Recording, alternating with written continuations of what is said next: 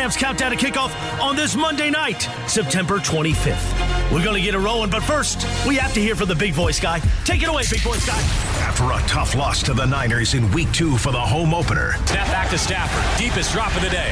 Throws one, tipped up, intercepted. Through the hands of Kyron Williams and taken away at the 25-yard line. The Rams are headed to Cincy for a Week 3 Monday night battle with the Bengals. The primetime Super Bowl rematch. The Bengals will not call a timeout. The sideline's empty. Rings for the Rams. A Lombardi trophy for Los Angeles. Hi, this is Coach Sean McVay. Whose house? Rams house. Yes, indeed. Super Bowl 56 rematch tonight at Paycor Stadium in Cincinnati. Kickoff only 2 hours away for primetime Monday Night Football as the Rams look to shake it off, as somebody once said, shake off last week's home opener loss to the Niners and go 2-1 tonight. The Corona Extra Rams countdown to kickoff. Hi, this is Matthew Stafford of your Los Angeles Rams, the home of Rams football, 710 ESPN. Corona Extra. Find the fine life. Live la vida más fina. Let's do it. Kickoff for Week 3 as we count you down on the Corona Extra. Rams countdown to kickoff. Now, with one of the fiercest linebackers to ever play the game, Kirk Morrison, here is your host, Travis Rogers. A rematch of Super Bowl 56 on Monday night in Cincinnati. Woo-hoo! We got our Rams looking to get their second win of the season. The Bengals, hopefully keeping them with the big donut in front. Yes. They are 0-2 coming into this one, Kirk, and it has been a weird weekend in the NFL. I love it. It has been somebody scored 70 points. Taylor Swift showed up at a game. Arizona beat Dallas. We got coaches going for it and not going for it, seemingly when they should do the opposite along the way. What a wild weekend in the NFL so far. Should we be surprised? This Guess is the not. National Football League, man. This is why it's one of the highest rated shows going right now. Now more so now that Taylor Swift's a part of it. Yeah. Did you? I mean, God, Crazy. I can go way so many directions. I mean, there was now a one-sheeter, okay, that they're passing around for Taylor Swift fans who want to understand what is she going to. She's going to football games. So you get 4 opportunities to get 10 yards. That is called a set of downs. Cheat sheet? Yeah, a little cheat sheet. Yeah. Little one-sheeter. To say, here you go. This is where she's going to football game. But you talk about the eyeballs, what the NFL is doing. It was the number one trending topic, obviously, yesterday. Then you throw in all the Swifties. What up, Emily? She's the number one Swiftie. Yes, indeed. So it's been a lot. It's a good weekend. And then we get 2 games tonight. It's like we talk about the Rams in Super Bowl 56, the rematch, but then you got the Eagles and the Buccaneers that have started this thing all the way off. So Bucks are so shocking 2-0. The Bucks are one of those teams that we thought might be, tanking for Caleb Williams, trying to make sure that they get a chance to pick what might be the next transcendent quarterback. They're 2-0. They're in now. The NFC South is weird. They win tonight. They're in first place by themselves. They got a chance to establish themselves, and Philly is the defending NFC champ. Yeah, this is it's been fun first couple of weeks because it's always the unknown. I think what's really changed is that a lot of people have come into the season, Travis, and we all assumed. We assumed that this was going to be the team. This was going to be the team to take off, and a lot of those teams are scrapping for victories. We've got young rookies, young players all over, and then all of a sudden we had this thought of what the Rams might be. Okay? Mm-hmm. After 2 weeks of the season, it's now not what the Rams might be. It's what the Rams could be this season. Yep. Right? It's changed that quickly. And I know Sean McVay is probably not talking to his players about it, and I'm never one to do this, but last week was a moral victory versus the 49ers. That was a team that was in the NFC Championship game last year, and they are better than they were a year ago. Mm-hmm. And the Rams stood toe-to-toe, made it to the final round, and just didn't have enough. And at the end of the day, I take what they did last week to show not only I think the national media now is like, hey, man, these guys ain't that bad. Like, who is this Puka Nacua? Who is Tutu Atwell? They're the players, and this was the formula, Travis, that me and you sat there and witnessed down there at UC Irvine. They told us, this is who we are. Yep. Believe us. And yes. And they're starting to show us, and they're starting to make believers out of a lot more people. And look, I understand that players don't do this. Coaches hate to do this, right. but as a talk show host, this is what I love to do. This is what you I love like. to do. I like to look forward. I like to look back. Like I know that Spin it there's a forward, game baby. tonight, but I want Yes. to talk about what might happen. I want to Correct. talk about the things that could go this way. We talked about it in week 1 against the Seahawks. That game to me felt so disproportionately important because it was the first game of the season. Because you win it, now all of a sudden you got a little cushion to play with. This feels a lot like that. Right. Win tonight with an opportunity to go to Indy next week, who's off to a decent start. Probably have Anthony Richardson back next week. But it's a rookie quarterback that Aaron Donald gets a chance to mess with. I like that, right? I think that's an opportunity. Win that game, you're 3-1 coming home against Philly. Whatever happens, happens. Win it, forget about it. But even if it doesn't go your way, 3-2, you got Arizona coming in. They're better than we thought. But when you were hoping to get to week 6, maybe if everything breaks right, about 500, maybe 2-4. Now you got a chance to be 4-2. Right. Now you got a chance to put yourself in a position with those teams at the top, because look at the NFC. There's some good teams at the top, but the rest of it feels wide open, and these games tonight feel incredibly important. I hate to move the goalpost, but I think last week did two things for not only Rams fans, but supporters and I think an organization. You realize that we're playing for a wild card spot now the rest of the season, unless something catastrophic happens to the 49ers, right? They lose a quarterback or whatever, but they still got Sam Darnold. Sure. Who knows? But we've seen what injuries can do to teams and how we view them. I mean, look at the New York Jets, right? They lose Aaron Rodgers. We're going to talk about that coming up. I have the Zach Wilson thoughts coming out of it. No, I got to do it. You put it in my head. Go ahead. Is he the worst player in NFL history? No. Because I'd like to make a case that he is. No, I won't say NFL history.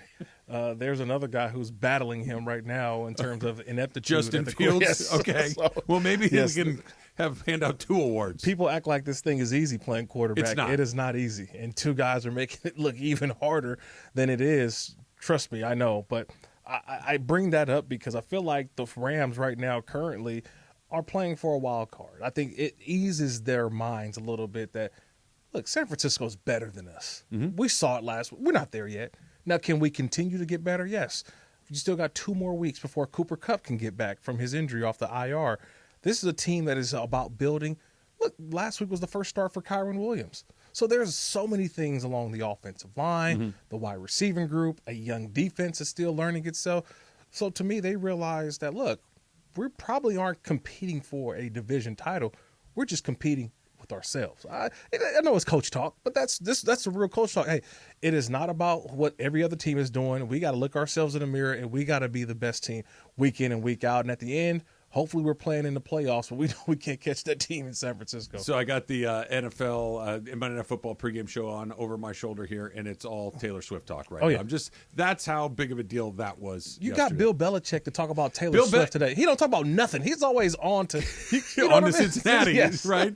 He not only did he talk about it, he said something funny. He did. He actually landed the joke. It was pretty darn good. All right, so let's get into what's happening tonight, or may not happen tonight. We talked about it a little bit with Mason and Ireland a minute ago. Do you think Joe Burrow plays tonight? Because I think he's at least going to start the game, Kirk. I would be really surprised not to see him out there. Whether he's capable or not, we'll find out, but I do expect him to play. What about you? I expect him to play, but we'll see. It's a how does he look early on, okay? And then if it's in the best interest of the team, you got to sit him out. My whole thing is this. If they're 2-0, he's sitting out. They're 0-2. And they're in a division where everybody else is 2-1. The Cleveland Browns, the Steelers with their win over the Raiders last night, they improved to 2-1. Oh, and even with the Baltimore Ravens dropping a game to the opponent of the Rams next week, the Indianapolis Colts, everybody's 2-1. And then all of a sudden, you lose tonight, you're 0-3. So that 0-3 looks a lot. There's a big circle around that 0-3, knowing that everybody else in your division is already a couple games up. That's why I think that he plays just to see.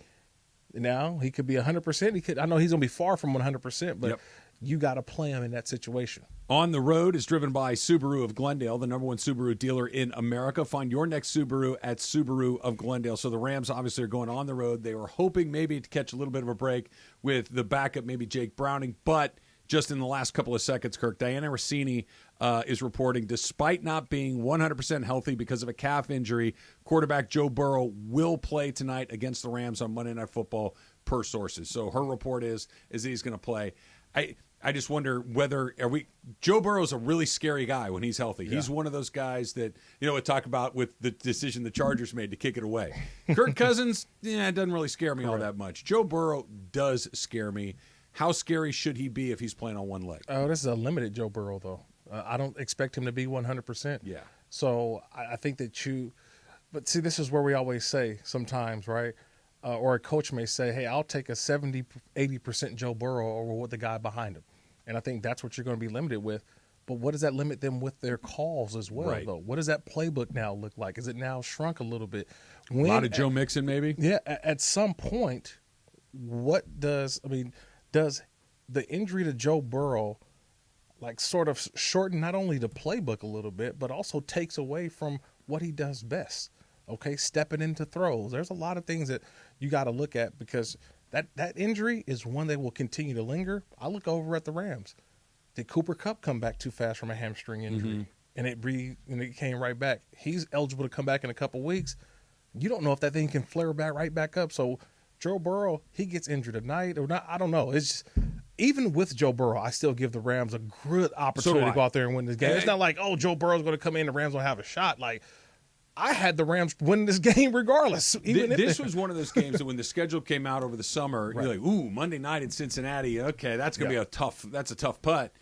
But seeing what we've seen through the first 2 weeks of the season, seeing how Cincinnati's looked, knowing that Burrow's banged up, and knowing that the Rams have looked pretty darn good, it went from that might be a tough one to, I agree with what you just said, regardless of whether Joe Burrow plays, doesn't play, is 100%, is less than 100%, it still feels like the Rams have a real opportunity in front of them. And it ain't like Joe Burrow was lighting the league on fire weeks 1 and 2. Far from it. Man, we put him and Justin Herbert in the box and said, excuse me, the season started. Where you guys at? Yeah. So the first couple weeks of the season have not proved that Joe Burrow is the best quarterback in the league, even though he does have the highest paid contract in the league right now in terms of per year, the dollar amount. He needs to go out there and play and show that he's still the Joe Burrow, which we expect him to be. But this is a similar start to where they were last year. Last year they started off 2-3, right? Lost the first couple of games of the season. They were able to rebound. Then they went on the streak, and they were playing in an AFC Championship game. Right now, they realize that even though it's September, you could be 3-4 games back in a couple weeks. You could if be you're not cooked playing before you even get to Halloween. I mean, it could be over before you really even get to the meat of the schedule where you're starting to think about positioning and who's ahead of you and who's behind you and all of this. We'll talk more about Joe Burrow. We'll talk about what the Rams got going, whether Puka Nacua can stay as hot as he's been, which is legendarily hot. All of that's coming up with the voice of the Rams. JB Long, scheduled to join us next. It's coming up on the Corona Extra Rams. Countdown to kickoff on 710 ESPN.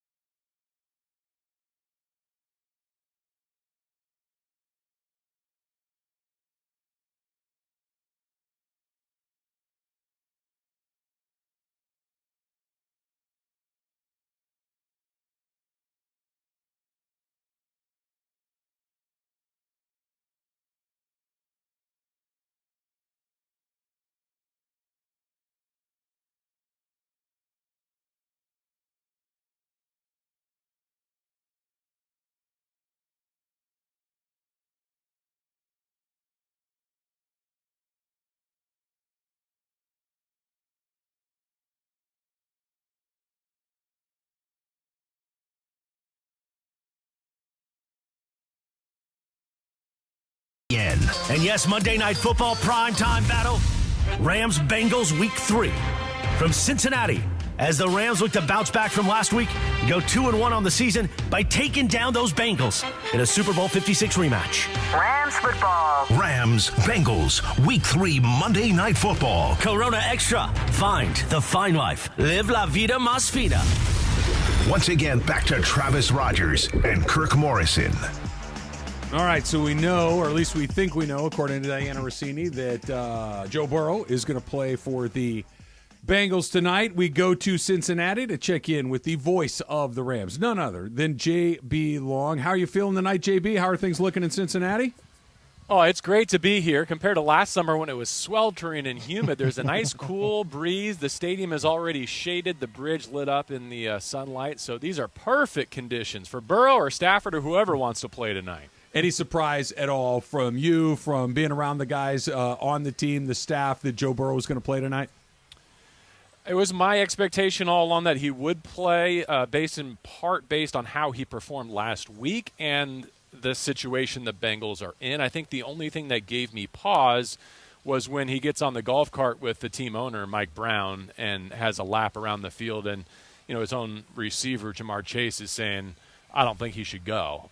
That I think, combined with signing Reed Sinnett and A.J. McCarron to quarterback spots on the practice squad, led me to feel like they were preparing for the worst-case scenario, which thankfully for them hasn't come.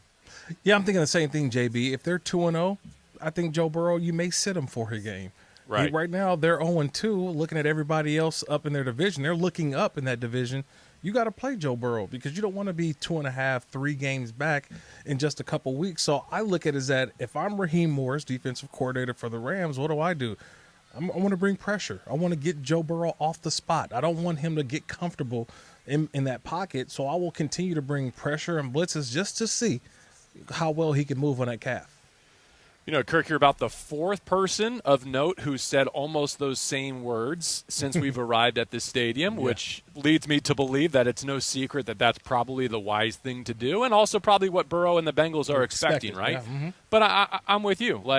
Okay, if you're going to put him in harm's way, then we're going to bring the harm. And if it costs us a touchdown, if it costs us 7-0 the deficit, so be it. You're playing with fire, tempting this group to go vertical, because that's kind of what they've all been calling for is, hey, we've had to sacrifice our identity to cater the offensive game plan to protecting our franchise quarterback. But yeah, if you send pressure up the middle and he beats you over the top, then the next question is, does he get back up and will he do it again? Yeah, but I think also too, JB, you've had a chance to look at him the first couple weeks of the season. Joe Burrow right now, 56.9% completion percentage. That is really low. We're talking about a quarterback, but we're also talking about an elite quarterback is I think when we put Joe Burrow in that conversation. What have you seen from him the first couple weeks that doesn't look like the guy we saw a couple years ago in Super Bowl 56? Yeah, I think two different stories. Week 1, I would say bad weather and lack of practice, like rust and rain. Last week, if you didn't tell me that he ended that game on the bench with a Theragun, working on his right calf, I don't think I would have known that he was any less than 100%. Maybe like a little less, boot, waggle action, move the pocket. But the way he was spinning it looked perfectly fine to me. And I think the Bengals feel like they got on track offensively at times last week. One bad mistake in the red zone, and that might be a different outcome, and we might be telling a different story here today. So I would treat Joe Burrow with the utmost respect. Do you want to test his physical injury? Absolutely. Do you want to test the game plan and the lack of practice? Absolutely. But should you be prepared for an MVP caliber performance? You better be. Otherwise, he's going to put it on Monday Night Football, and you're going to be flying home 1-2. J.B. Long, the voice of the Rams, helping us get ready for the Rams and the Bengals. Kickoff coming up at 5:15. JB, I heard Coach McVay say something after the game last week. He was asked a question about Puka Nacua, and he in his response, he said that he just understands football. He understands what we're trying to do. Is it as simple as that? Is that why he's having the success that he's had through the first 2 weeks, that he just understands intuitively what the Rams are asking of him? Obviously, he's putting in the work, and he's big, and he's strong, and he's fast, and all this stuff, but just this intuitive understanding of what Sean McVay wants to get done on a football field? I think that's what Sean McVay loves about coaching individuals, and why those who have thrived under his tutelage, like Andrew Whitworth, like a Matthew Stafford, like a Cooper Kupp, they have that shared attribute, right? Like they understand not just what to do, like what my job is, but the why behind it, the all 22 perspective. And I do think for a rookie, he has that. He's an old soul. He's wise beyond his years. And I also think he got a huge leg up.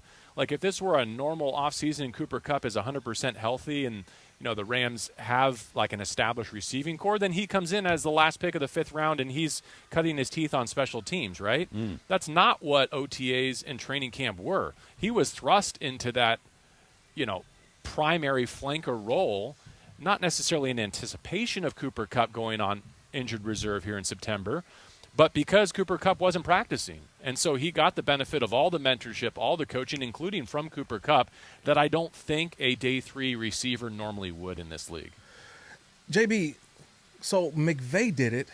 Why didn't Mike McDaniel just kick a field goal, a meaningless field goal yesterday? Right? McVay did it last week to make it set the record. 30 Let's to 20. go. Why not just kick the field goal yesterday? What JB? did Miami not cover, Kirk? What did you have? What were you laying? My goodness, I thought 50 would have been plenty. Well, like Shannon Sharp, it was a 50 piece and 20 flats to go along with it, so it came up. What? I was still reeling from Notre Dame deciding to play 10 on the goal line. Twice in the final seconds and not against take Ohio a penalty. State. Just take a penalty, Marcus Freeman. What surprised you most about yesterday's results, though? Was it that? Was it Houston rising up? Was it Arizona taking down the Cowboys? Like, there was a lot going on. JB, I just love football. And I think yesterday just reminds us of why you got to give – if you have a heartbeat on a game day, you've got a chance. That's just what it is, because we don't know how it's going to play out. Look, you mentioned earlier the Rams, they're going to have the Cardinals coming in a couple weeks, in a few weeks. We look at that Cardinals game a little bit different. Like, okay, it's just not a. They could be 3-0. We just don't. That game, you just thought, hey, the Rams are going to show up and just mark that one as a victory. Each week in this league, you got to prove it. And I'm not one for. I try not to be one for moral victories yesterday, but I'm not going to lie to you. I walked out of SoFi Stadium last Sunday and I said, 49ers are good. They're the best team in the NFL. The Rams can get there, can continue to keep progressing, keep developing. This is a playoff team, I felt like, because they stood toe-to-toe what I think is the elite team in the NFL, and I didn't walk away saying the Rams didn't belong. I would agree with you, except that moral victory is only good if you cash it in here today, right? Mm-hmm. But I think your perspective on the league is well taken. I would only tack on a couple of things that stood out to me.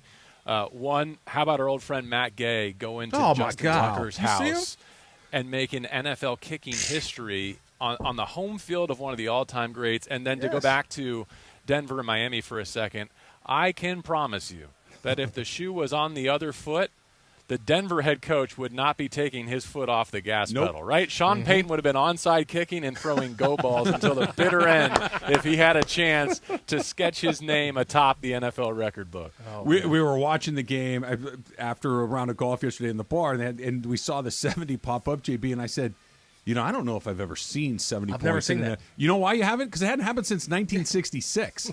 There's a reason, and all of us are roughly the same age, give or take. It hasn't happened in our lifetime. That's why that's the answer to the question, right, JB? 70 yesterday was the thing that jumped out.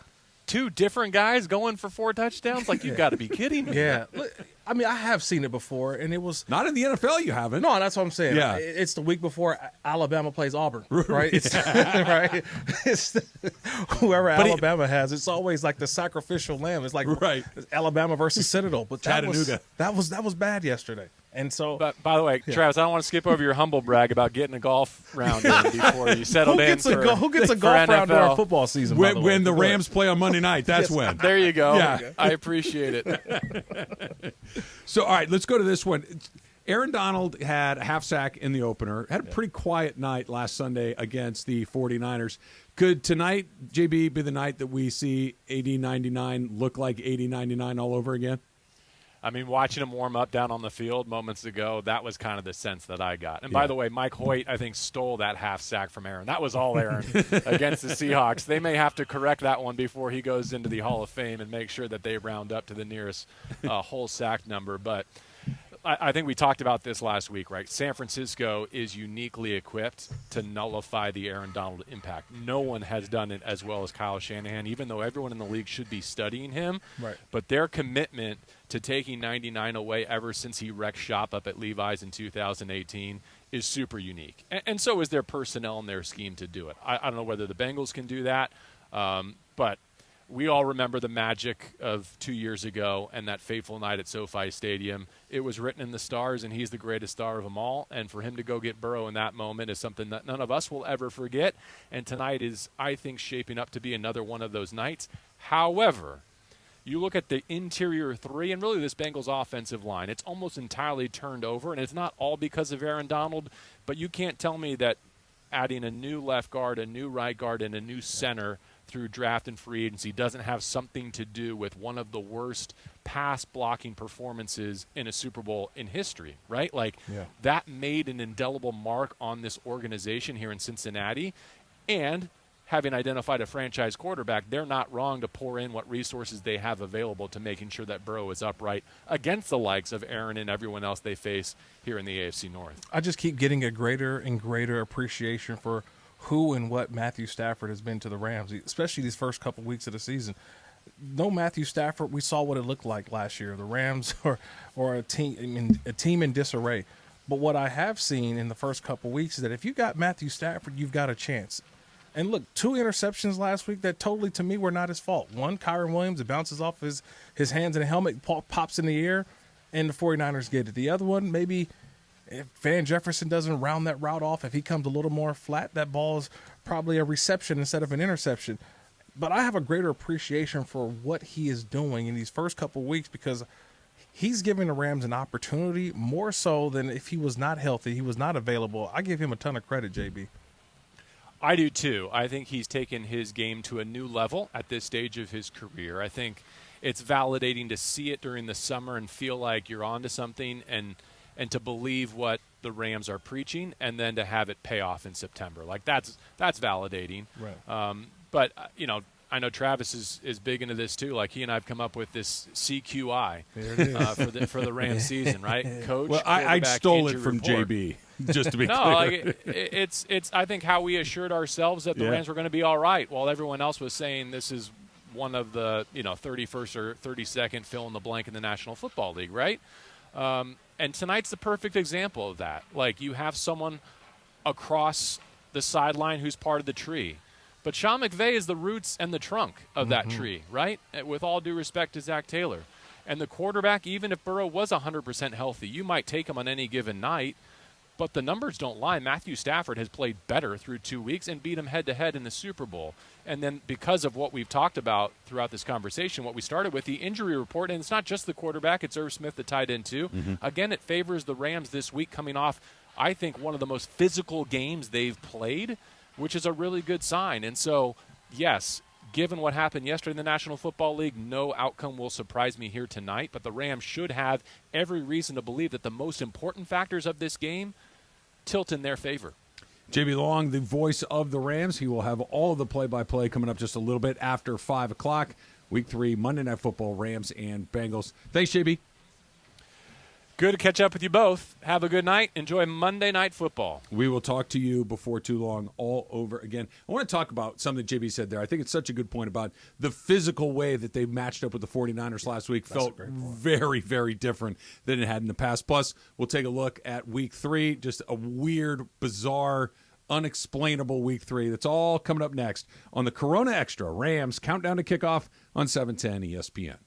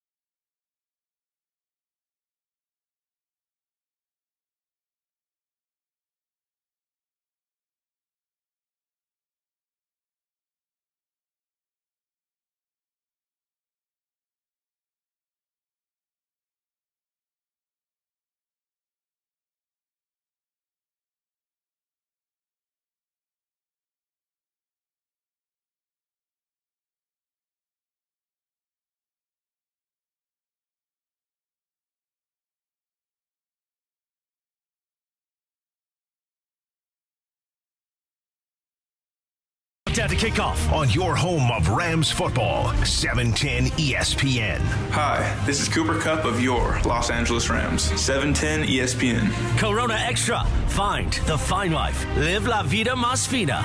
Rams, Bengals, Week 3 Monday Night Football. And yes, Monday Night Football primetime battle. Rams, Bengals, Week 3.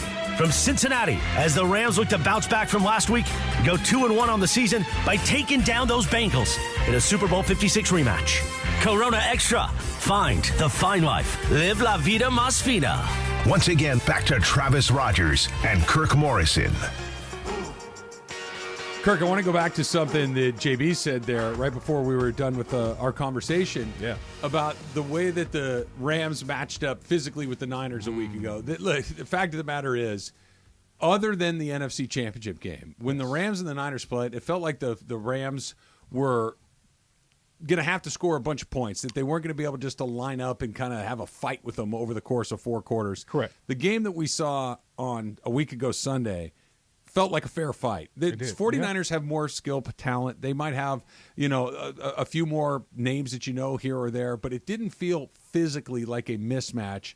Was it just one day, or the Rams having a change in philosophy where we're coming in here and we're ready to mess you up, not just score a bunch of points? Yeah, I think when you look at their offensive line, that's the reason why, too. Big Steve Avila. Yeah. Avila, however we want to. We got to call Steve. Avila. Avila. Yeah, Avila. There we go. I see it now. Avila. That's a big man. Yes, That's a big man. He and Alaric Jackson, another big man on the opposite side of him. Mm-hmm. Coleman Shelton, center. They've been getting a good push. Joe Noteboom went down. Tremaine Ankrum, he comes in. Big dude. He's some big dudes. This offensive line has gotten a little more nasty. And I think that's probably why. And I think Kyron Williams also runs the ball nasty. Mm-hmm. He's not a finesse runner. He is a guy who they list him at, by the way, 5'9", 194. He plays 6 foot 225. Yeah. Okay. And I think that has inspired the offensive line, and it gives them this physical running game that I think matched the 49ers last week. The Rams only rushed for 89 yards, but it was some tough yards, and it was yards that were needed to keep the chains moving, to keep the play action going. And I think they're more physical at the wide receiver position. The receivers are not as finesse. Mm-hmm. I mean, Tutu Atwell is physical now. For his size, he's as much as he can be. As much as he can be. He's playing more physical. We already know Puka Nacua in 2 weeks has done something that we've never seen before in NFL history. So, yes, the whole team offensively seems to have taken this physical step, and maybe it's more of Sean McVay realizing that I got to incorporate more of the run this year, which he talked about before. We got to be more, diligent on the run game. But I think that's what I'm seeing more of, a physical team on offense. All right now it's time for our top games of the week, presented by Morongo. Morongo Casino, Resort and Spa, good times. Let's start with something we touched on briefly with JB as well. Dolphins put 70 points on the board. We had not seen a 70-point NFL game since the 1966 season. Yeah. It's only happened 4 times in NFL history. 2 different players scored 4 touchdowns. The Broncos lose by 50 points. Yeah. The Dolphins look amazing through the first 3 weeks of the season, but 70? I mean, I didn't think I'd ever see that happen in this league. It's never happened to me before. I've been in some games where a 50-burger was there, 50 points, but never 60. Never 70. Right. We're talking about video game. We're talking about college numbers. I've never had 70 points scored on me. I don't know what that feels like. That is something you got to wear. Everybody on that team. When you get beat down like that, when you're on a team, you had a couple of those Raider teams, but you had a 2-14 season. I did have a 2-14 So a season. 2-14 season, you're losing a bunch of games. The morale is lousy. Yeah. What's that like, being in that locker room when you're just getting destroyed like that? 38-0 was tough. I think I was a game that I played in once, and that was a tough one. We just didn't have anything going offensively, and you have those types of days. But I know that we weren't as talented as I think that the Denver Broncos offense is, with Russell Wilson and Cortland Sutton, Jerry Jeudy. They got some running backs, Javonte Williams, an offensive line that they've spent a little money on. They got a defense too. They got some guys over. They got some players. But what I saw yesterday, the number one, the biggest word that always comes out of that is quit. Yeah. And they scored 70, but they very well could have scored. Listen to some comments of a couple players. Robbie Chosen Anderson, one of them, Robbie Anderson. he was like, we got a lot of time. Let's go for 100. They were trying to score. Like JB said, Sean Payton would have tried for 100. They were trying to, like, just score it. And Travis, they scored 10 touchdowns. Yeah. They didn't kick field goals. No. They scored 10 touchdowns in one football game, and they stopped. They took their foot off the gas. We're going to have to wait another 50 years before you see another NFL team score 70 points along the way. Let's move on to this next one. The Chargers did win. They got their first win of the season, 28-24 over the Minnesota Vikings. Vikings are 0-3 on the season. But let's go back to it. It's fourth down. You're on your own 24-yard line. You got 4th and 1 to go. There's 1 minute and 40-some-odd seconds left. Minnesota is the other side. They don't have any timeouts. Kirk Cousins is their quarterback. Yeah. Is there any explanation for why Brandon Staley decided to go for that? His explanation of going for it and ending the game right there. So I understand if you do some things that you say, this is the best opportunity for us to go. If he lined up and he did that yesterday, I get it. But if he would have said, I'm putting my 6'4", 230-pound quarterback, Justin Herbert, and I'm putting a couple of guys behind him. Philly play. We're going to do the Philadelphia Eagles, if you want to call it the tush push, right? Whatever. We're going to do that, and we're going to get 1 yard or 1/2 a yard, whatever it may be. I would say, okay, coach, I wouldn't do it, but if you're going to put the ball in the second highest paid player in the National Football League history, you got my blessing on that. But to do a handoff to a backup running back, come on, man, like, get out of here. They were trying to give that game away, and they try to give every game away. This is what I don't understand about the Chargers. They try to give every game away. And look, I get going for it if Patrick Mahomes is standing over there. Correct. I get going for it if it's Josh Allen or Joe Montana or John Elway. Right. Cool. I get it. Don't give him the ball. That's Kirk Cousins. There's no timeouts. They have to get a touchdown. You just gave him 75 yards of field position. I can't wrap my head around it. There's two things to this on this one quickly. I would say I've always remembered Bill Belichick doing a similar situation, but he came out and owned it. Hey, we couldn't stop Peyton Manning on offense. But it's not the same situation. Right. It's Peyton Manning on the other that's what team. I'm saying, yeah. And it's Peyton Manning was on the other side. Right. We couldn't stop him on defense. We can't stop Peyton. Peyton Manning's hard to stop. Correct. I understand that. Kirk Cousins is not Peyton Manning. And Bill Belichick also has earned the benefit of the doubt to say, I'm going to go do that, where Brandon Staley's decisions constantly are blowing up in his face. So that's the second part of it. There's also a team that's 0-2, and they're trying to do anything to win. If he's 2-0, I think he punts the ball away. He's 0-1, right? He's 0-2. Yeah. Travis, when you're trying to win, Travis, you're trying to do everything you can. You're doing everything you can. So I saw that, and then just to make even matters worse, they lose Mike Williams, their wide receiver, for the year with a torn ACL. Yeah, bad deal. Bad deal all the way around. Bad deal for them. So let's go to another weird decision. Last night, Sunday Night Football, the Steelers beat the Raiders 28-18. 23-18. Yeah. Josh McDaniels on a 4th and 4 from the 8-yard line, give or take, decides to kick a field goal instead of going for it, knowing you're down 8 points, a chance to get in the end zone, go for a 2-point conversion, tie the game. What'd you make of that decision? That was a horrible decision, Travis. I mean, what more you want me to say? That was a really bad decision, Travis. That ball was on the 8-9 yard line, and I go back to the second down call. He threw like a little flare pass to the outside to Devontae Adams. I'm saying, what are you doing? Push the ball down the field. Get the ball down the field. That's not going to help you. So I don't know how much was that on the quarterback or the coach. I'm going for the win there. Like, why not win? We're going for the tie there. First down, too. So, because no matter what, you still would need to get a touchdown. So why not try? That's the thing. If you don't get the touchdown there, we still got to go get a touchdown regardless. And a 2. All you did was kick a field goal that says, if we get a touchdown, we're going to win. Like, no. You got to go 4 downs, 4 tries on that. And that's just where I think coaches sometimes overthink, overanalyze.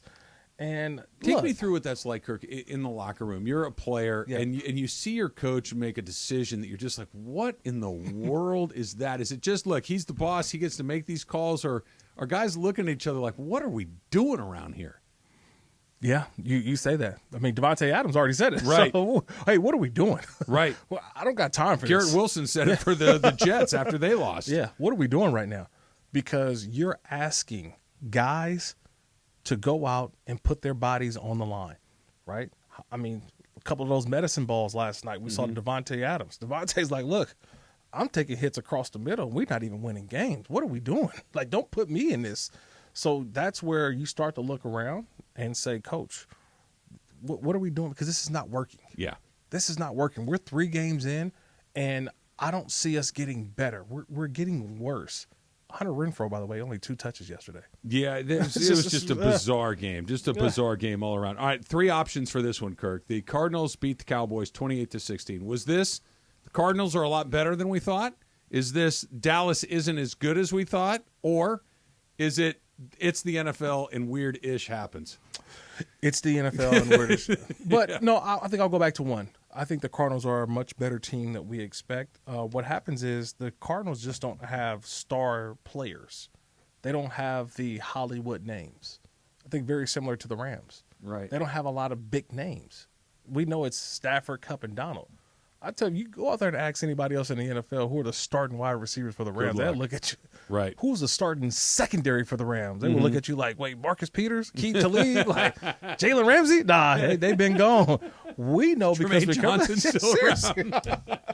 I'm dead being, but because we cover the team, we know who those guys are. And I say that because I had a chance. I went down to Arizona Cardinals training camp, and I talked to Coach Jonathan Gannon.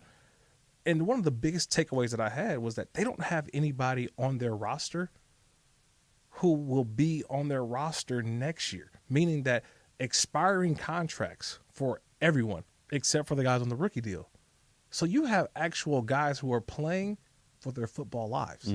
You got guys who are playing, Travis, that if I don't play well, if I don't put good tape out there, I'm not going to be in this league. They're hungry.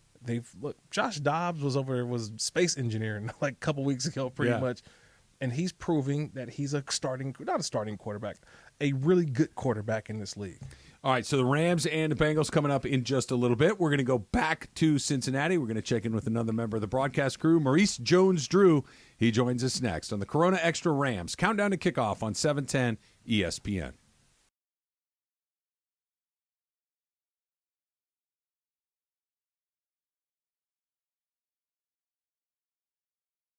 Return of $1 Million Mondays. $1 Million Mondays. Your chance to win $1 million from 710 ESPN. Listen every Monday this football season for your chance at $1 million. $1 Million Mondays. Presented by Hollywood Park Casino. Eat, drink, play. Listen every Monday to 710 ESPN. When you hear the cue to call, be caller number 7. Give us your Super Bowl prediction. Both teams and the final score, and you could be winning $1 million this football season on LA's $1 Million Mega Sports Station.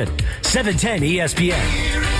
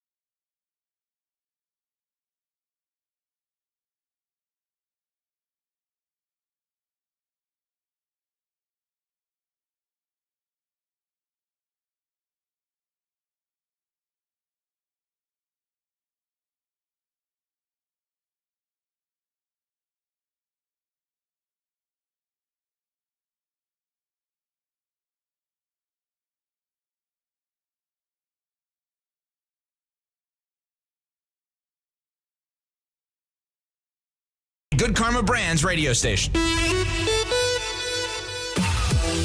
The The Corona Extra Rams Countdown to Kickoff. On your home of Rams football. Hi, this is Matthew Stafford of your Los Angeles Rams. This is the Corona Extra Rams Countdown to Kickoff. The home of Rams football. 710 ESPN. Rams Bengals. Week 3 Monday Night Football. Corona Extra. Find the fine life. Live la vida más fina. Touchdown, LA! As we count you down to kickoff. Remember, you can hear every moment of the play-by-play with JB, DeMarco, and MJD just by listening on the all-new ESPN LA app. Download the ESPN LA app, then bam, you're one tap away from the Rams. Exactly right, Matthew Stafford. Search ESPN LA in your App Store or Google Play. Download, tap, bam! You've got Rams football in the palm of your hand. Rams football. Once again, back to Travis Rogers and Kirk Morrison. A bizarre weekend in the NFL. Weird decisions, a 70-point game. Taylor Swift kind of hijacks the whole league. You've got a whole bunch of 70-point game along the way. We'll see what we get tonight in Cincinnati. Rams and Bengals. Let's head back there right now. Maurice Jones-Drew will be sitting alongside JB for all of your play-by-play action coming up in just a little bit. How's it looking out there, Mo? You know what, guys? It's a beautiful day here in Cincinnati. I can't lie. The sun's starting to set. It's a white out, so you're seeing a lot of white Bengals jerseys everywhere. Got to see my nephew. All right. Because him and my brother-in-law, they're big-time Bengals fans, you know. And so what a time to be alive. Mm-hmm. So let me start with this. We talked with JB about this a few minutes ago. Of all the weird stuff that happened this weekend, what's at the top of the list for you? I mean, well, first and foremost, let me give a shout out to my guy Travis Kelce. I mean, he really won. He won at life. He won the weekend. Won at life. Let's just be honest. You know, 400% up in jersey sales for Travis's this week. Wow. 300,000+ in followers or something crazy like that this week. Yeah. Like the Swifties are out, and my daughter's a Swiftie, so I know how they can get. They're intense. It's the leading story on TMZ. So. Hey, as it should be. My dog, you know, shout out to Jared Bell, who caught Travis Kelce slide through the back door with Taylor Swift. You know what I'm saying? That was great to see that. Mm-hmm. Shout out to my dog, man. You know, phenomenal. And shout out to Pat Mahomes for getting my dog a touchdown in front of his lady. You know what I'm saying? To make it go full circle. Mm-hmm. That was number one. Number two has to be waking up off a plane ride and then waking up to 70 points. Right. I know we've talked a lot about that, but that's like people call that disrespectful. Like that is the NFL. You try to score 100 if you can. Yes. So why didn't he kick the field goal then? Why didn't Mike McDaniel kick the field? That would have been very on par with him kicking the field goal. Sean McVay kicks the field goal to kill everyone's parlay. Okay, why didn't Mike McDaniel just kick the field goal to put his name in the history books that will never be? It would have been the 72 Dolphins, and then right below him, Mike McDaniel, most points scored. Look at that, man. Listen, I'd have kicked that field goal and been like, we're working on our operation. Right, we still got a lot to work on out here. We got to get better. Oh, and by the way, you see what I'm saying? It's week 3. They scored 10 touchdowns. And they kicked no field goal. So he could have said, hey, I'm just working on the operation. Want to keep our guy sharp. We're going to make sure he hasn't worked that much. And this is the thing that gets me about, you know, that there's reports saying that owners are saying he's running it up. Like, listen. Is that even possible in the NFL? You're getting paid a lot of money. Yeah.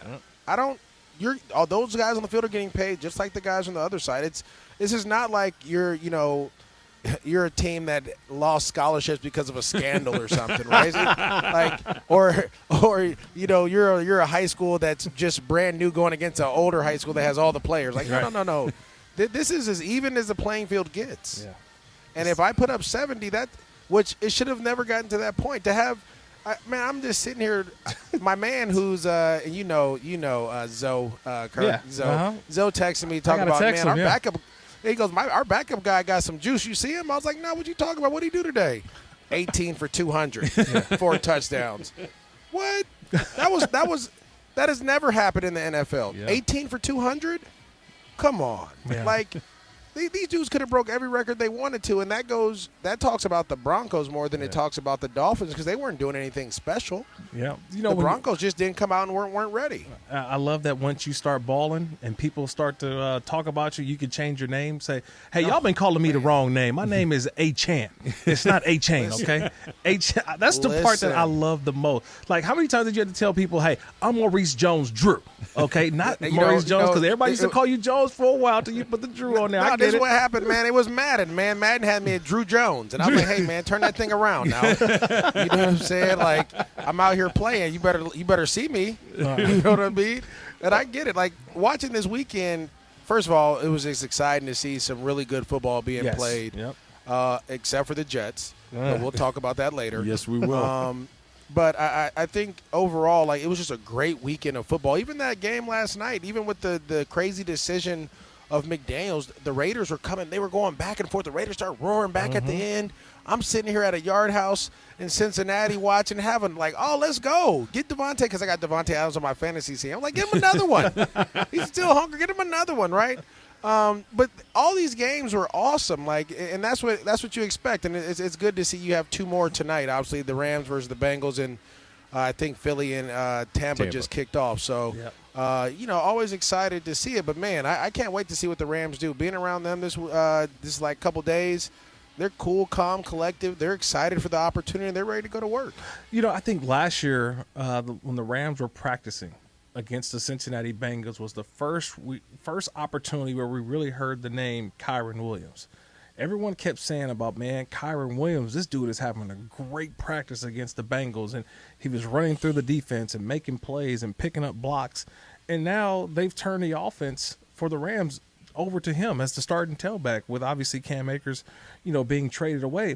So with that being said, what have you seen from Kyren Williams 2 weeks into the season? I know he would have that pass he dropped last week that resulted in an interception back, but what have you seen from Kyren Williams these first couple weeks? Same thing I saw at Notre Dame.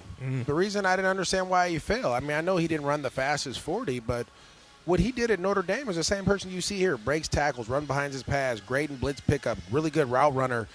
You have the one tip pass. That's literally you see him turn his head. He's ready to go make a play before catching the ball. Right. And that happens a lot with younger players. But again, as he gets more into playing and getting more reps, you'll see him seek that ball in and be able to turn and make a guy miss. Everything that we're seeing here now, and the other part is the way they've changed their running scheme to more of a downhill running scheme. I love that for him because he runs behind his pads. It's hard to see him behind Steve Avila. Which way are we going? Avila. Avila. I want to make sure. I did the same thing. I just want to make sure we go with the right one because the way he's playing, I need to be corrected as well. But like this offensive line, they're going downhill. They're getting at you. I told DeMarco this, and the Rams are now asking the question: do you want to play football? Mm-hmm. Are you willing to get in this thing for 4 quarters with us as we run downhill behind these big offensive linemen? Are you ready to tackle our running backs over and over and over again? Last week we talked about it in the pregame. When you go down at Fred Warner, he's not as good when you run side to side. Correct. And that's not saying he's not a great player, but he struggles getting off blocks when you're running right down at him. Guess what the Rams did in the first half? Ran right down at him. They were able to break off chunks and big plays. And so I think changing the size and the size, pretty much the size of their linemen up front, being bigger, wider guys up front, you're seeing them pick up stunts. You're seeing them hold off ETs and the bull rushes and the different things. And they're also creating space, which allows Kyren Williams to find those creases and be able to get the yardage that is necessary. Maurice Jones-Drew joining us, getting us ready for the Rams and the Bengals. Monday Night Football coming up in just a little bit. Anything change for him mentally or just physically, knowing that, all right, I'm the guy now. Now, he's been playing most of the game anyway, but Cam is in Minnesota right now. Kyren Williams is obviously the number one back on the depth chart. Does anything change, or is it just same stuff? I just am in a different spot on the order. Oh, no, everything changes. Everything changes. Going from a guy from being I remember being the third down back, get a series here and there, to then being the guy, your whole style has to change because now you have to be able to be fresh for 4 quarters, right? Playing, running, taking hits, understanding when there's a time to take a hit or have to run through a guy or be able to slide out of the way and jump out of bounds and preserve your body. It's going to be important, and he's going to learn that as he gets going. It took me about a year to really understand what it took to be like, I would say I started – a matter of fact, my first start was here against Cincinnati in 2008. Well, then, wasn't pretty. Go down and tell McVay to take him off kickoff return then. Okay? Take him off. Hey, listen. Can't do it. We need you out here. No, man. He's doing like I did. Kirk, come on now. 2009, we was in the trenches. 2009, we was in the trenches. Hey. I was catching punts, kickoffs, playing receiver, running back. Hey, Dude, we got to do what we got to do right now. But you was Hercules, though. This dude ain't Hercules like that. He ain't built like that.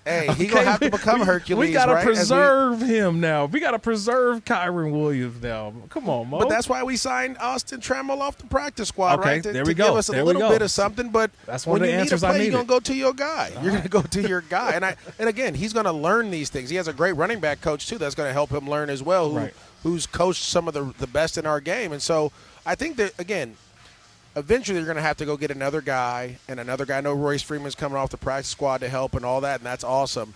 But you're going to have to start adding a little bit more because you're right. It's going to take a toll on them eventually. And we're not playing 16 games like we used to. Yeah. You know, the season's not ending at the end of December like it used to back in the day. We're 2-3 weeks into January, right? So it's a much longer season. And for him to be this year's your first year being the full-time guy, it's going to be interesting to see how he handles it. Maurice Jones-Drew will be alongside J.B. Long and DeMarco Farr. Rams and Bengals coming up in just about 1 hour from right now. MJD, thank you. I appreciate you guys not talking about the UCLA game, too. Well, that's why we're family. We'll save it that's why we're family. You know what I'm saying? I'll see you guys later. It was a close loss to the defending Pac-12 champions of the last two seasons. Listen, man. It's okay. It's okay. I'm just saying, I appreciate you guys for being great sports. Well, we could mention the number one defense in America, but we'll do it next time. Thanks, Mo. All right. See you guys later. You got it. Yeah, look, UCLA only gave up one touchdown. One touchdown. Really. Yeah, it's not like they played bad. It's just Utah is they're a good team. They are a good team. Pick 6 on the first play. You fumble yourself inside the other guy's 15-yard line along the way. Tough to on the road. Yeah. Tough to win that game along the way. All right, Kirk, when we come back, I want to talk a little bit more about Puka Nacua and what we might expect for him in week 3, whether there's a little bit of game planning going on for him all of a sudden, and what it might look like for him once Cooper Kupp does come back, hopefully in week 5, but if nothing else at some point later in the season. It's all coming up on the Corona Extra Rams Countdown to Kickoff on 710 ESPN.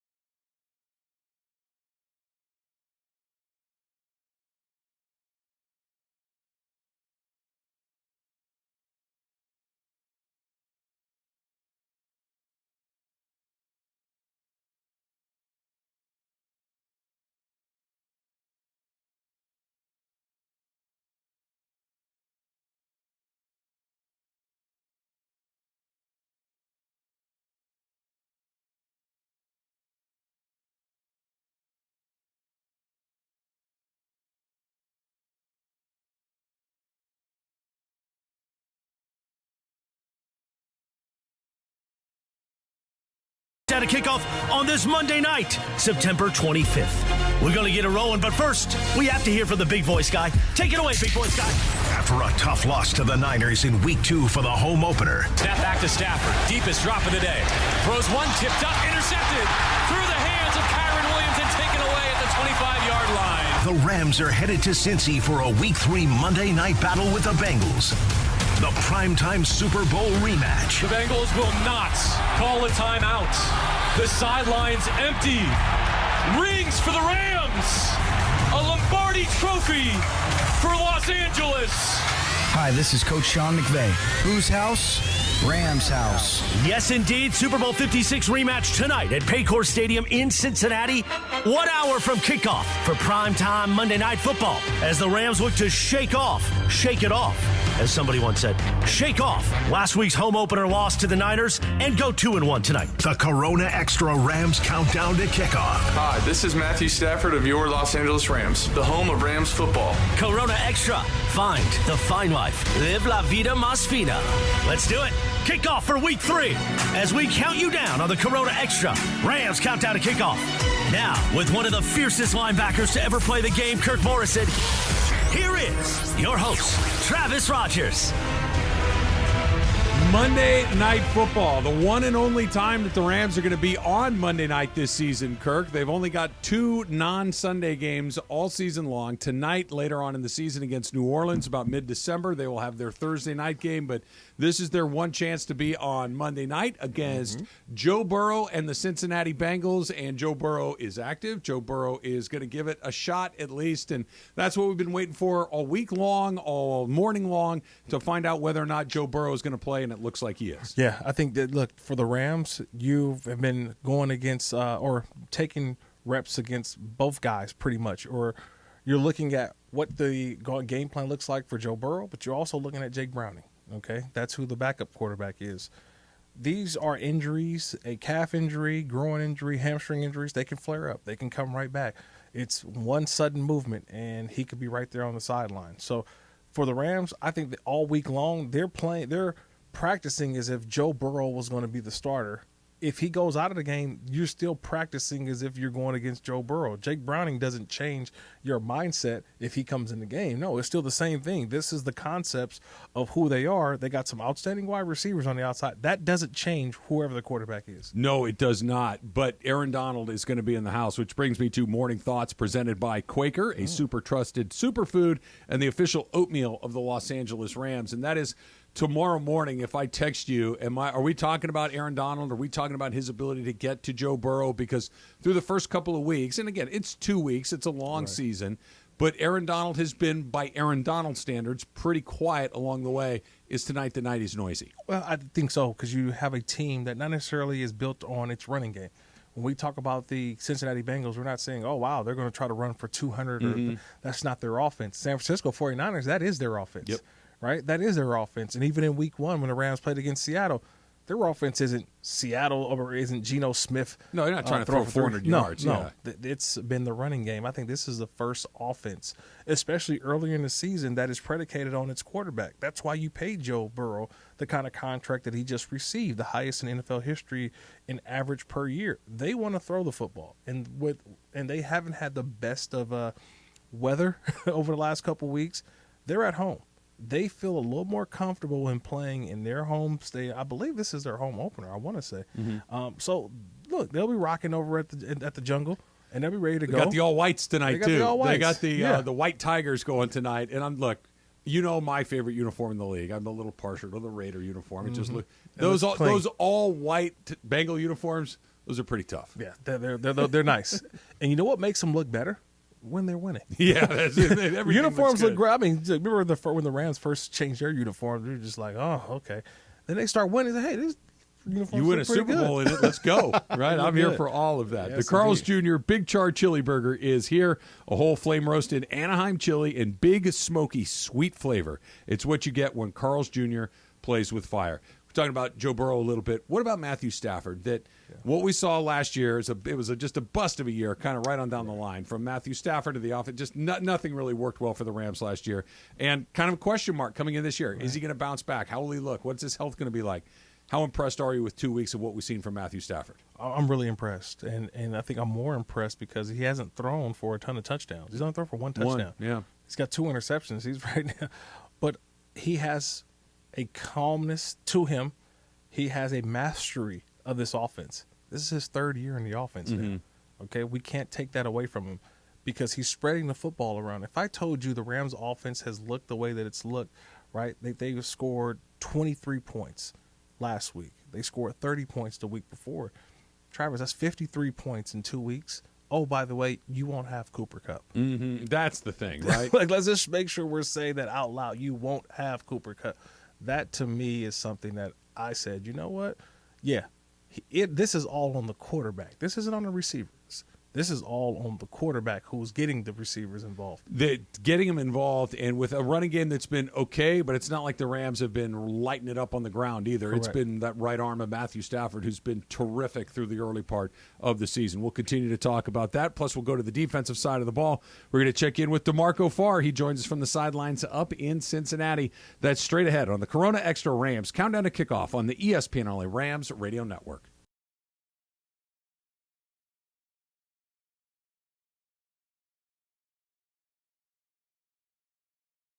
Return of $1 Million Mondays. $1 Million Mondays. Your chance to win $1 million from 710 ESPN. Listen every Monday this football season for your chance at $1 million. $1 Million Mondays. Presented by Hollywood Park Casino. Eat, drink, play. Listen every Monday to 710 ESPN. When you hear the cue to call, be caller number 7. Give us your Super Bowl prediction, both teams and the final score, and you could be winning $1 million this football season on LA's $1 Million Mega Sports Station, 710 ESPN.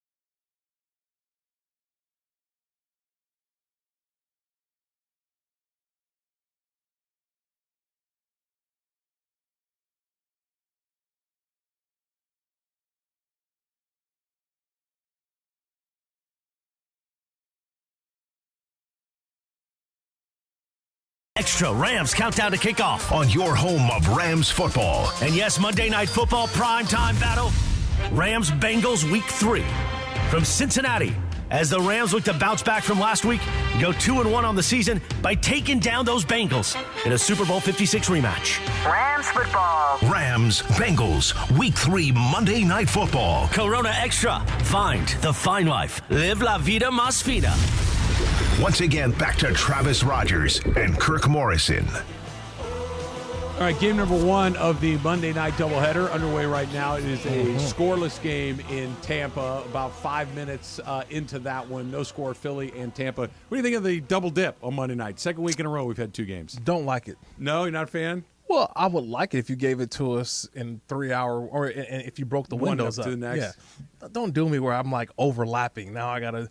Look, I don't mind it, but trying to work 2 devices at one time. You got to be a 2-screen guy. Yeah, this has been a season so far that if you are electronically challenged, the NFL's not for you. Little different this season for sure. All right, let's go back to Cincinnati and check in with the Super Bowl champion, DeMarco Farr. DeMarco, can you see Joe Burrow from where you are right now? Because as Kirk and I are seeing him on TV, it does not look like he's moving all that great. No, I keep hearing this. This has been the story since we got here about Joe Burrow. Is he going to play? Is he going to come out? If he does, how is he going to play? I keep hearing he's not right. He's not healthy. He's not mobile. So, look, their game plan has been like Jimmy Garoppolo style. Get the ball out. 1-2 throw. 1-2 throw. Joe Mixon has been huge. So, even if Joe Burrow plays, it's not going to be the guy we saw in the Super Bowl. That super mobile guy that makes something out of nothing. This will be a pocket passer getting the ball out quick. Yeah, I'm right with you. I'm just keep looking at him. He doesn't look all the way right, and I'm wondering, this is a ploy where, he'll start, he'll go out there, he'll take a look at it and realize I may not be able to play. You've seen it before, DeMarco. The game plan defensively doesn't change, whoever's back there, but it does mean something if Joe Burrow's not able to play, that you just say, you know what, Jake Brown is going to have to prove it, and I think that's where Raheem Morris just says, look, the game plan would not change. We're still going to go out and pressure. Well, look, if I'm Zach Taylor, I'm going to keep you guessing all the way to kickoff. Yes. Absolutely. Yep. So that's the smart thing to do. And I'd even trick my own football team because Joe Burrow is that guy. If he's playing, you feel more confident. If you know he's not playing on Wednesday, Thursday, and Friday, your focus isn't going to be there. You know how teams are. You know what human nature is about. So you always keep that threat of Joe Burrow playing. And here he is out here in uniform. So if you're the Rams, you have to consider that he's going to be that guy, the guy you saw in the Super Bowl. You have to act as if. DeMarco, assuming we're talking about everything that's inside the rules, if you're a defensive player, as you were, do you do anything different with Joe Burrow today, knowing that he's on one leg? Absolutely. Yes. Try to put him on the run. Try to get him on the run. If you have a shot and you can twist him up a little bit, make him hold himself up. Absolutely. You try to aggravate that injury. That's a part of football. It sounds grotesque, but that's the way you have to play. If he's out there and he's kind of winged, you want to see if you can make that worse. If you're a boxer and you got a guy with a cut, you try to make the cut worse. Same thing here. So what do you make of the Rams pass rush through the first 2 weeks of the season? About what you expect, a work in progress? You pleased? What have you made of it? It's coming along. I mean, we knew Aaron Donald was going to be that guy. He is still that guy. And look, I think if you're going to hold Joe Burrow out, it's because of Aaron Donald and it's because of Cincinnati's offensive line. I don't think they'll be able to keep Aaron Donald out of the backfield today. But we're still looking for other guys to come along. Byron Young is a guy, the more reps he gets, the better he's going to become. I told him earlier, I think he'd be well suited to take that Von Miller pass rusher summit. Go learn how to pass rush because the guy's got speed off the edge. The stuff I love about him is he'll rush up the field, get knocked down, get up, and then sprint to the opposite sideline and make a play on the football. That's the stuff you can't teach. So he can get 5 sacks a year just on speed alone, but if he actually learns how to pass rush at some point, he's going to be dangerous. So guys like him, Michael Hoyt has to step up. Raheem Morris, the defensive coordinator. What are you going to do that's tricky? What can you do to get Joe Burrow to hold the football a little bit longer so you can get to him and get some pressure on him? So all that stuff, we'll see what happens today when we kick off. DeMarco, I will be preaching all week long. We got to get turnovers. How do we get our offense extra opportunities? The Rams have not got an interception this year. They have not created a fumble. Today, I think it really is about getting your offense more opportunities, and guys got to start raking at the football. I get it. DeMarco, I feel like the youth is showing. When you've got youthful guys, they just want to do their job. Now you're 2 games in, going on your 3rd game. Now it's like I can do my job and do a little bit more. They got to go rake at the football and get some opportunities for their offense tonight. Well, that's the thing. I mean, when you're young, like you said, you're just trying to not make a mistake and just carry out your responsibilities. And then at some point, the light comes on. Hey, this is just football. Right. I know what I'm supposed to do. I know this call. Hey, I can play with this call. I can go back door on this and make a play. So at some point, look, when you're having a turnover or a takeaway drought, all of a sudden, if you keep at it, they'll come in droves. So this might be the day. When the ball gets on the ground, it'll bounce to you. I thought last week you had some shots at it. It bounced away from you. That's just the football gods. But maybe tonight the ball will bounce towards the Rams. DeMarco, what do you make of what you've seen from Puka Nacua through the first couple of weeks? I mean, we've seen rookies come in and have an impact right away, but a fifth-round rookie at a position like this coming in and having, 25 catches through 2 games, having 20 targets alone last week, 15 receptions. What is your read on the first 2 weeks of Puka Nacua? I love me some Puka Nacua. I'm not afraid to tell you. I was walking in with him off the bus today, and he's got that aw shucks Peyton Manning stuff. Like, there's cameras on him. People are taking pictures, and he's just like, shucks, trying to hide from it. I'm like, dude, enjoy it, man. This is what you live for. This is what you're here for. But on the field, we saw this in training camp. He's a big guy. He's a problem.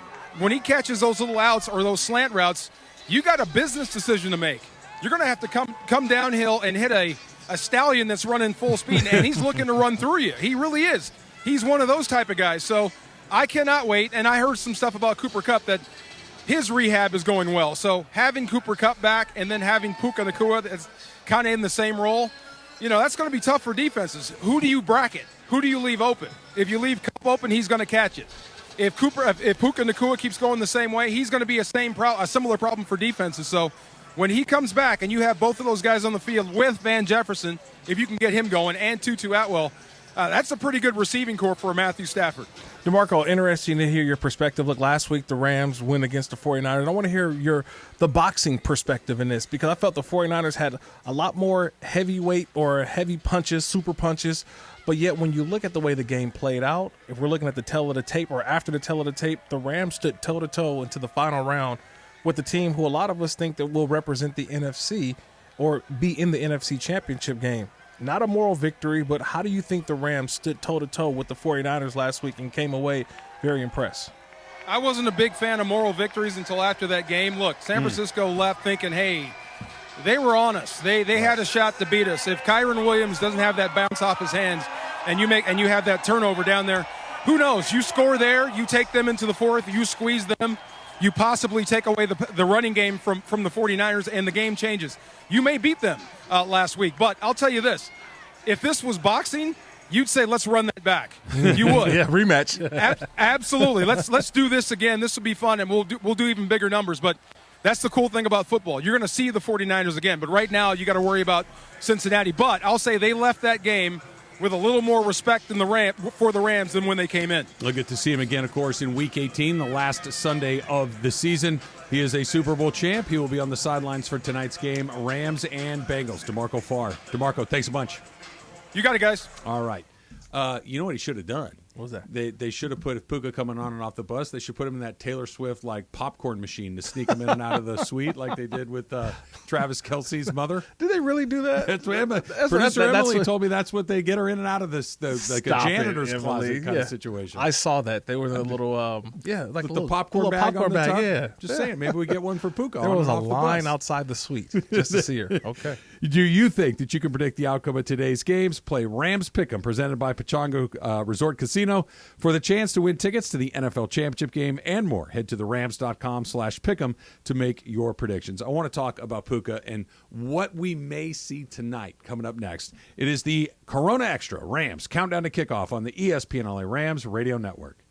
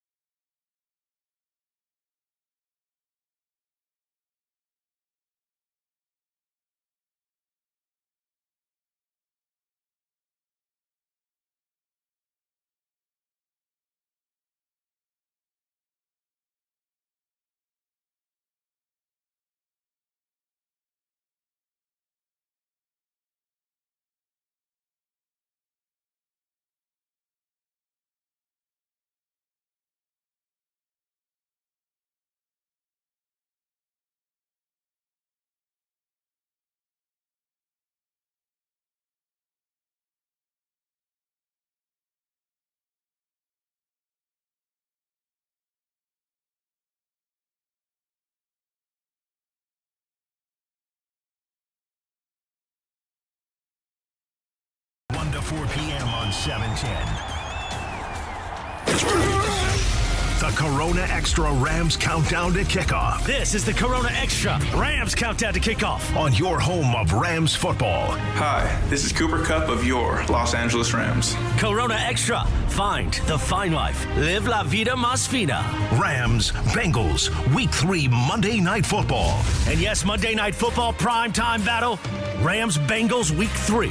From Cincinnati, as the Rams look to bounce back from last week, go 2-1 on the season by taking down those Bengals in a Super Bowl 56 rematch. Corona Extra. Find the fine life. Live la vida más fina. Once again, back to Travis Rogers and Kirk Morrison. All right, Kirk, we haven't got a chance to do this yet. It is El Torito offering free nachos when your Los Angeles Rams successfully make a fourth down stop. So get loud. This is Nacho First Down.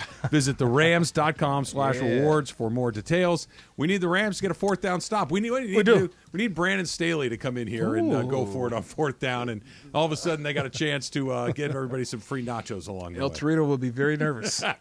Brandon Staley, because it's going to be more than once. Watch him like he's not really. He's not doing that. They're not really going to snap. What? No, wait. What are they doing? And then they run that anyway. It's this is why it's very nice to have Sean McVay in charge of your football team, because and I'm not even doing it big here.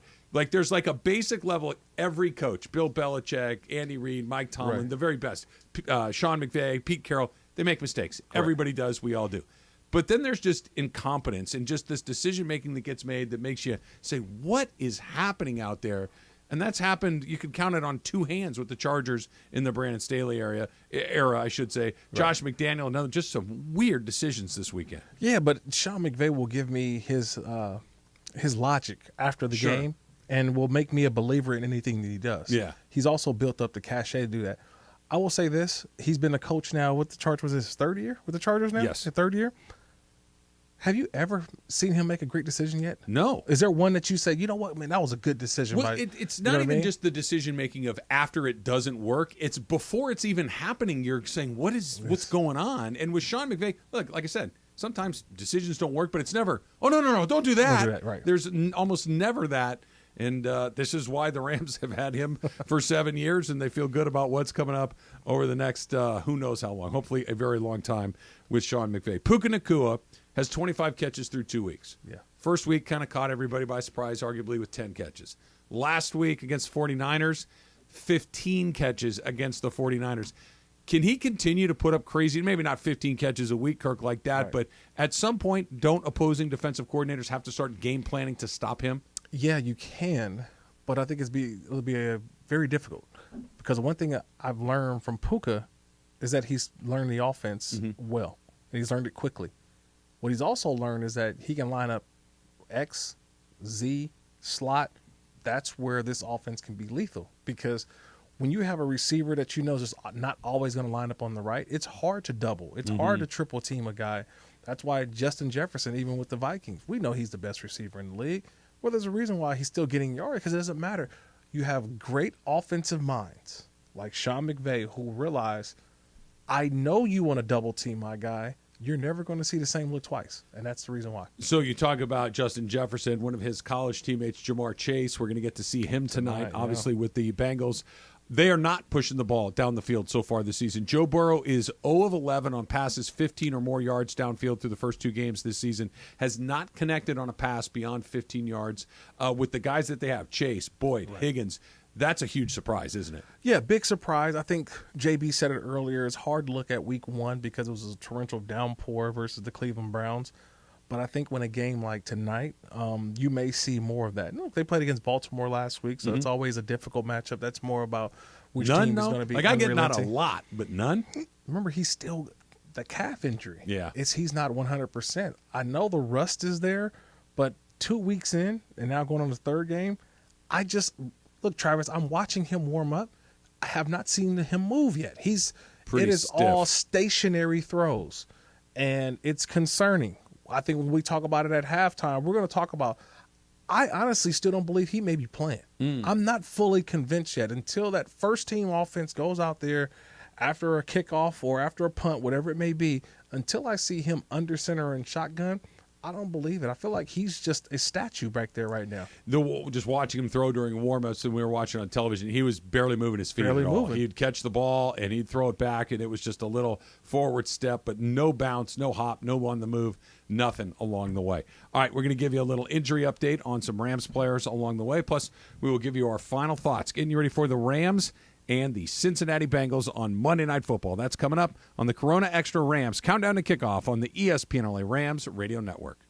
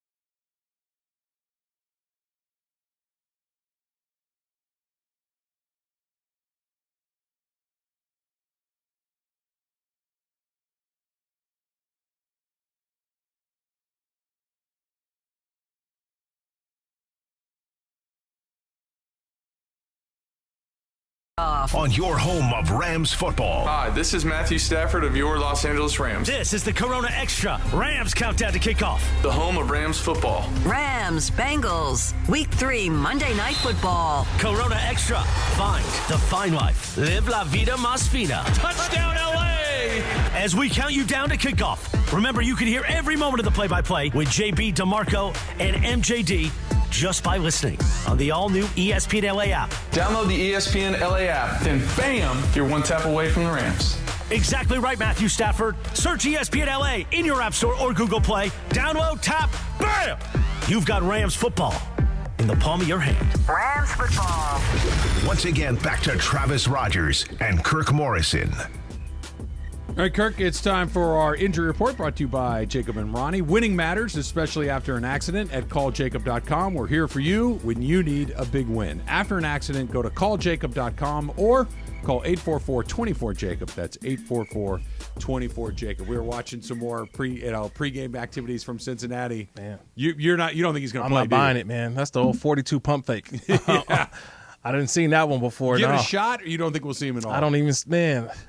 I'm saying right now, he's not going to play. I'm going to stick to that. Just by what you're seeing. Just by what I'm seeing, he doesn't look like Joe Burrow. And maybe this is just the what I'm seeing here. I haven't seen the full warm up, and maybe he already warmed up. I don't see a guy who can move, and he hasn't practiced all week. I'm not going with it. I'm not buying it. I'm not buying the pump fake. When you pointed it out, it's like, wait a second. He's not moving at all. He doesn't look like he's even like warming up. He's not even bouncing. Yes. You know, like sometimes you have that little bounce, little head back and forth, the little quasi little dance kind of thing going. He's just standing there. Yeah. They didn't always say this is more about who's giving you the information, who's the one saying that he will play. Right. And so I always say, like, sometimes you have guys or people who are in the inner circles and they put out information just to get it out there. Because usually you could have waited until 90 minutes before. For sure. So for sure. Excuse me, Kirk. So Puka Nacua was on the injury report for the Rams most of the week with an oblique injury. He obviously is going to play tonight. But I can't get over how good he's been. Yeah. And, again, this is my inner talk show host coming out here a little bit. How good he might be once Cooper Kupp comes back. Because like you were talking about, if he's hard to defend because I can move him all over the field, what if I have two of those guys? I got two guys, and it reminds me a lot of what it was like with Kupp and with Robert Woods, right. Two guys that you could put at all three positions, line them up wherever you want. Yeah, there's so many different options. We're going to see something similar to that when Cooper Kupp finally comes back? Yeah, I would think so, but I think you got to ease Cooper Kupp back. And now you have guys who are proven.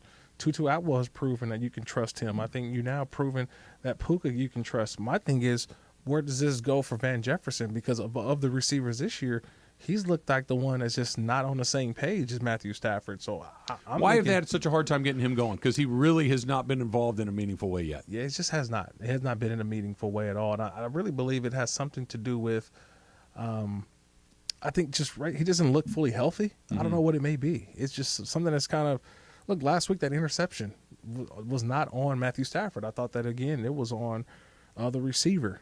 This time just not Van Jefferson, not getting straight out of that break. So I think it's still a work in progress. We're going to continue to keep watching it. But when Cooper Kupp comes back, unless you go on 5 wide receiver sets, I don't know if he's their best. He's one of the best 3 receivers on the team right now. I was just going to say, let's fast forward to that Philadelphia game, Week 5 at SoFi Stadium. It's the next time the Rams will be at home. And at least conceptually, Cooper Kupp is available to play in that game, right? He has to miss the first 4 when he's placed on IR. Yes. He will be at least eligible to be activated off of that list for Game 5. Let's assume that he is, and we see what we've seen through the first 2 games in the next 2 games. Is it Puka, Kupp, and Tutu? Are those your 3 guys that you're going out there with, and Van Jefferson's fighting for snaps? Yeah, I think so. I think it's Puka, Kupp, Tutu. Maybe mix in a little bit, be a little bit of a rotation between Van and Tutu, but right now, he's been the odd man out. Everybody else has been way more productive at that wide receiver spot. Kyren Williams is now the number 1 running back on the Rams. Cam Akers is in Minnesota with the Vikings. They made a trade late last week where they were able to get that done. Kyren Williams has been the featured back, if not by name, but in practice. How big of a difference do you think that makes for him going into tonight's game, knowing that this is my gig, this is my job, I got a chance to do some things? I just got to get downhill. I already know what I present. I bring a physical element to the running game for the Rams. There's a trust now. The trust is that we can hand the ball off and he can give you the production.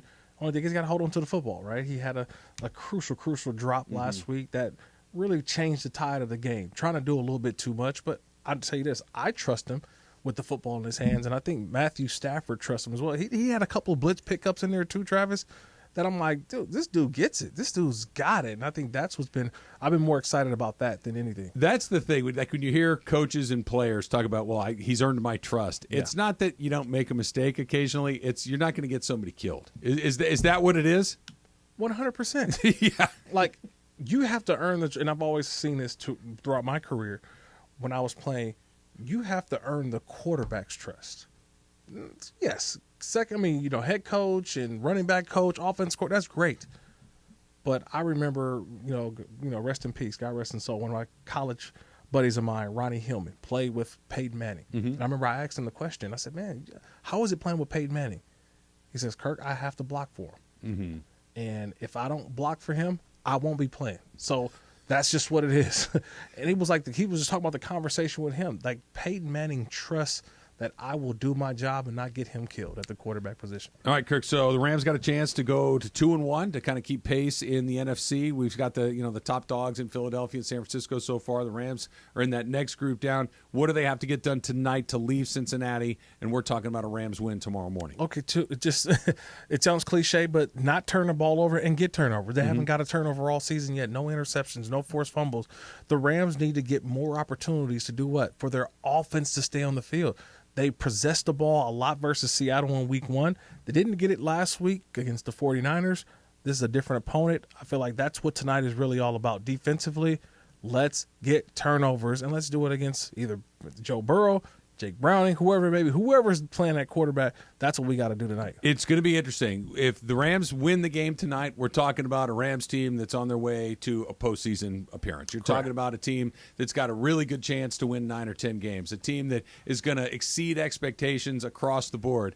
lose tonight, and you're kind of where you thought this team might be through 3 weeks anyway. And all the positive momentum that you had in Seattle, that you earned in San Francisco or against San Francisco, could be right out the window. It is only week 3, but it is a very big game for the Rams tonight. Look, 2-1 will look a lot better than 1-2. You going against the Bengals, which is a lot of people who pick to win their division. So to me, I think the pressure is all on the Bengals tonight. Right? I just want the Rams to have a good game, play well, beat up on the Bengals with Joe Burrow. Yep. I don't want to say, they beat him without Joe Burrow. No asterisk tonight. Get it done. Let's get it no done asterisk for tonight. sure. For sure. All right. The Rams have a chance to get to the right side of 500 to keep the Bengals winless, and Joe Burrow may or may not play. We're still waiting to find out for sure. JB Long, Maurice Jones-Drew, and DeMarco Farr, they will have the call. They got you the rest of the way until we see you on the postgame show. This has been the Corona Extra Rams Countdown to Kickoff on the ESPN LA Rams Radio Network.